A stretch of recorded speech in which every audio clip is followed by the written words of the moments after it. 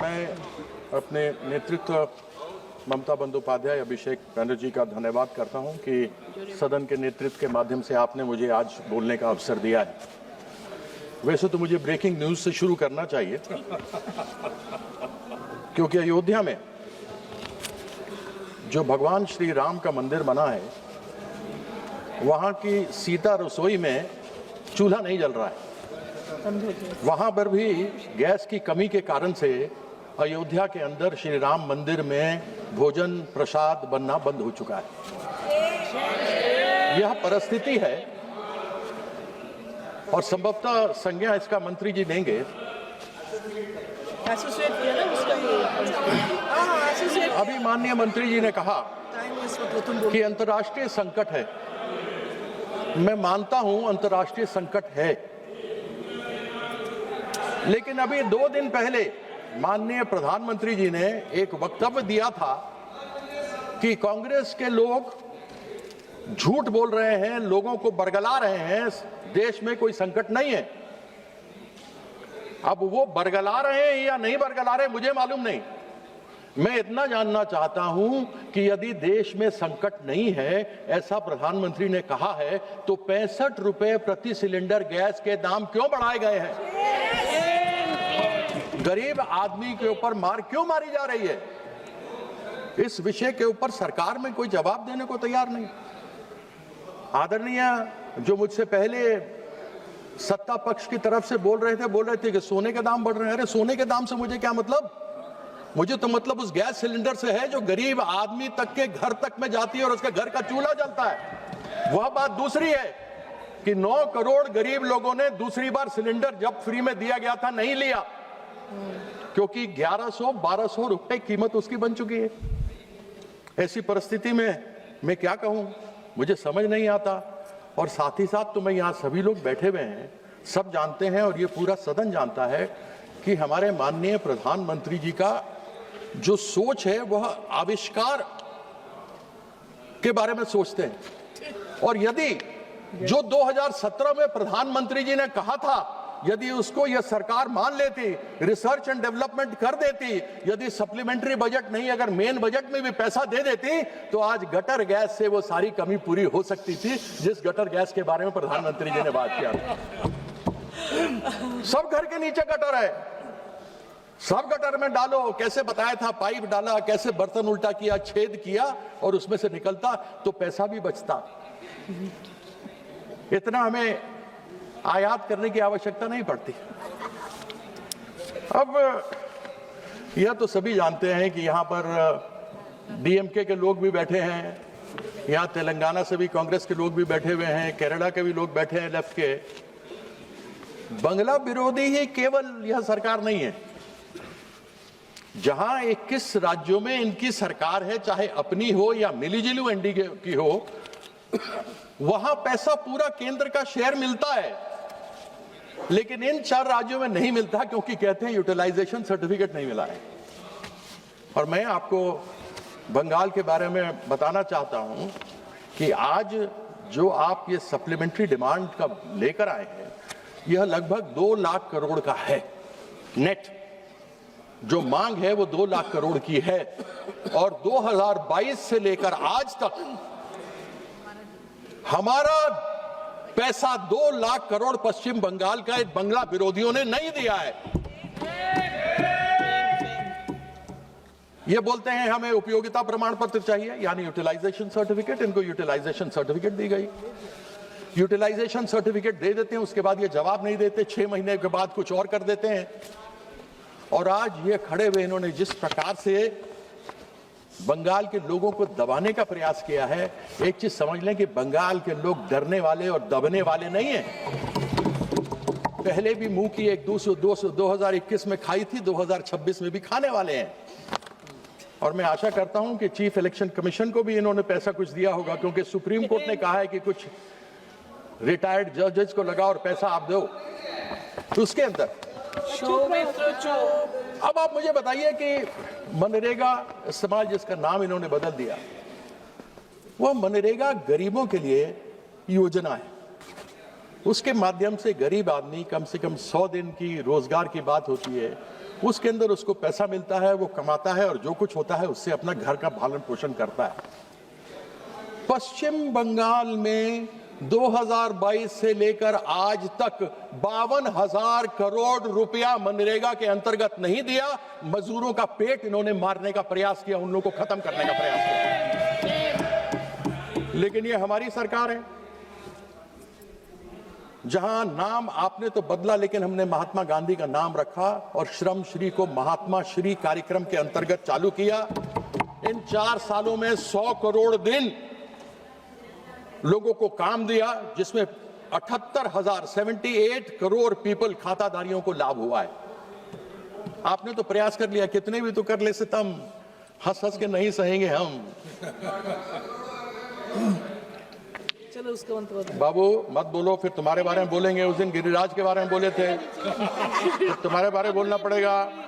मत बोलो बेटा, मत बोलो, बेटे की तरह हो, मत बोलो, मत बोलो। हाँ, दादा की तरह। अब आपने कहा था प्रधानमंत्री आवास योजना ग्रामीण 2022 तक सबको घर मिलेगा। अब 2047 तक चला गया।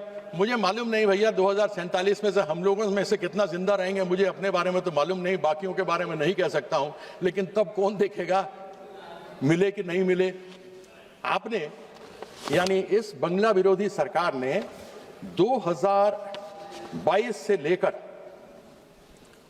2026 तक, जो अब तक की बात मैं करता हूं, केंद्र सरकार ने 24,000 करोड़ प्रधानमंत्री आवास योजना ग्रामीण के अंतर्गत देना था, नहीं दिया।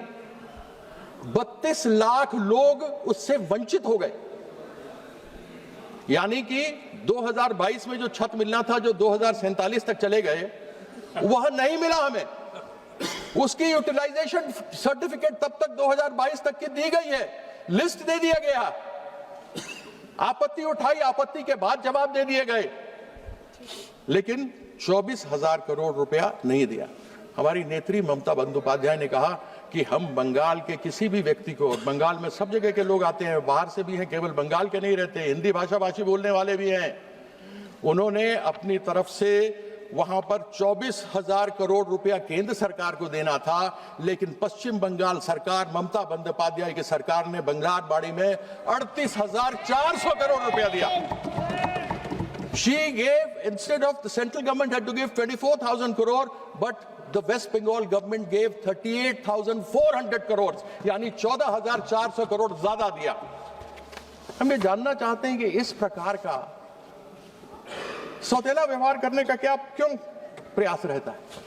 अब सर्व शिक्षा अभियान का बात कर लेते हैं। अब आजकल तो अधिकतर आप देखिए तो मोस्टली जितने लोग यहाँ भी जानने वाले बैठे हैं, अधिकतर तो ज्ञान व्हाट्सएप यूनिवर्सिटी से ही मिलता है। आजकल नया यूनिवर्सिटी आ गया है, गलगोटिया यूनिवर्सिटी। आजकल तो लोग ज्ञान वहीं से ले रहे हैं, गलगोटिया के कुत्ता। और वहां पर हमको विकसित भारत में लोगों को पढ़ाना लिखाना है। इस समग्र शिक्षा अभियान के अंदर 19,000 करोड़ रुपया हमारे बच्चे बच्चियों को नहीं दिया। हम विकसित भारत बना रहे हैं या अशिक्षित भारत बनाने का प्रयास कर रहे हैं। बंगाल का बच्चा, बंगाल की बच्ची बिना पढ़े लिखे नहीं रहेगा। और वहां इस प्रकार के कार्यक्रम वहां की सरकार ममता बंदोपाध्याय ने किए हैं कि कन्याश्री, रूपोश्री जैसे कार्यक्रम है। कन्याश्री को तो यूनाइटेड नेशन, यूनिसेफ ने अवार्ड दिया है, जिसमें 18 साल की बच्चियों को जब 11वीं 12वीं पास करती हैं तो 25,000 रुपए उनके खाते में डायरेक्टली डाले जाते हैं। ये है पश्चिम बंगाल।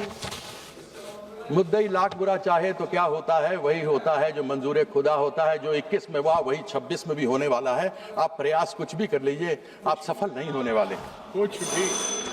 अरे अभी तो 5 मिनट भी नहीं हुए मैडम, मैं तो चिट्ठी देख के कर रहा हूँ। अध्यक्षा महोदया, इतना ज्यादा भी कंप्लीट कर लीजिए।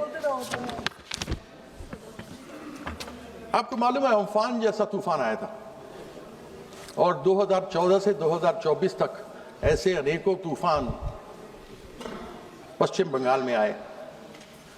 हमने डिजास्टर मैनेजमेंट के माध्यम से इन 10 सालों में 43,500 43,500 करोड़ रुपया डिजास्टर मैनेजमेंट में मांगा था। आपने तो हमारी आवाज नहीं सुनी, बात नहीं सुनी, और केवल 7% आपने उस डिजास्टर मैनेजमेंट में दिया। लेकिन पश्चिम बंगाल की सरकार ने अपने बलबूते जितने भी लोग अस्थायी हो गए थे, जिनके घर उजड़ गए थे, जिनका काम उजड़ गया था, उन सबों को वापस लाकर स्थापित कर दिया, जिससे कि उन लोगों को कोई तकलीफ ना हो। लेकिन बंगला विरोधी या केंद्र की सरकार, इसने केवल 7% पैसा दिया, यानी 100 रुपया मांगा तो 7 रुपया दिया। अब थोड़ी सी केंद्र सरकार पे आ जाता हूं। एनएच जाता है बंगाल में, जितने भी एनएच है, वैसे तो एक बार माननीय अश्विनी वैष्णव जी हैं, मेरा उनसे कोई विरोध तो है नहीं। मैं खत्म कर रहा हूं, मेरे को आपने 10 मिनट का समय है, मैंने 6 मिनट बोला है, मैं 4 मिनट में और बात खत्म कर दूंगा, मैं 9 में ही खत्म कर दूंगा। मैंने उनसे एक दिन प्रश्न पूरा, हो गया समय। मैंने उनसे प्रश्न पूछा कि आपने अमृत भारत स्टेशन स्कीम के अंतर्गत पश्चिम बंगाल में 101 स्टेशन को क्रमित करने का लक्ष्य दिया था, लेकिन 2023 से 2026 3 साल हो गए, केवल 3 हुए। तो मैंने उनसे ये प्रश्न पूछा, माननीय मंत्री जी हैं, सभा में हैं, संभवतः जो सभापति थे, क्योंकि हल्ला हो रहा था, वो सुन नहीं पाए कि उनका जवाब। मैंने उनसे पूछा था लंदन, वो बात कर रहे थे Tokyo. Looking London, talking Tokyo. कहने लगे यहां ऐसे नहीं हुआ, वहां ऐसे नहीं हुआ। अरे ये बताइए ना, 101 में केवल 3 क्यों हुए? उसका जवाब नहीं था। अब मैं इसके अंदर क्या उनसे पूछूं? NH-19 मेरे यहां जाता है, अभी 14 तारीख को सुना है कि माननीय प्रधानमंत्री जी मेरे क्षेत्र में उसका उद्घाटन करने वाले हैं। NHAI के चेयरमैन आए थे, पिछले साल बोल के गए थे कि टूटा फूटा नष्ट ध्वस्त पुल वहां पर है और इसके ऊपर कार्य नहीं होना चाहिए। वहां पर कोई अशोका बिल्डकॉन करके कंपनी है, वो चलती है, मर्जी से किए जा रही है। आजकल तो स्पेस टेक्नोलॉजी से काम हो रहा है, ड्रोन से सड़कों को देखा जा रहा है कैसे काम करना है। उसी प्रकार से पालसित और दानकुनी, वहां का पूरा का ब्रिज नीचे गिर गया, और इन सबों का जा रहे हैं माननीय प्रधानमंत्री जी। मुझे बड़ी प्रसन्नता है, कुछ तो मिल गया एक बार फिर से इनके बारे में बोलने के लिए। जितना कुछ कहना था वो तो कह दिया। अब केंद्र सरकार की PSUs हैं, मैं खत्म कर रहा हूं। केंद्र सरकार के अनेकों PSUs हैं। मेरी कॉन्स्टिट्यूंसी बर्धमान दुर्गापुर, ये मैं दुर्गापुर क्षेत्र की बात कर रहा हूं। अनेकों बार बात करते हैं विकसित भारत, आत्मनिर्भर भारत। अभी जो समस्या हुई है उसके कारण से हमको फर्टिलाइजर की समस्या होने वाली है, API की समस्या होने वाली है, गैस की समस्या हमको होने वाली है। हमारे यहाँ HFCL था, हिंदुस्तान फर्टिलाइजर कॉर्पोरेशन लिमिटेड, जो हल्दिया में था और यहाँ था। वहां पर 1000 एकड़ जमीन पड़ी हुई है। उस 1000 एकड़ जमीन के अंतर्गत यदि आप चाहते तो फर्टिलाइजर प्लांट शुरू कर सकते थे। हिंदुस्तान ऑप्थेल्मोलॉजिकल ग्लास लिमिटेड वहां पर है, वहां पर मेटल्स एंड मिनरल्स कॉर्पोरेशन है, वहां पर इस प्रकार के अनेकों केंद्र सरकार के जो बेकार पड़े हैं। और राज्य सरकार कहती है कि आप कृपया या तो आप उसके ऊपर काम शुरू कीजिए या हमें वापस दीजिए, जैसे कि हम अपनी इंडस्ट्री खड़ी कर।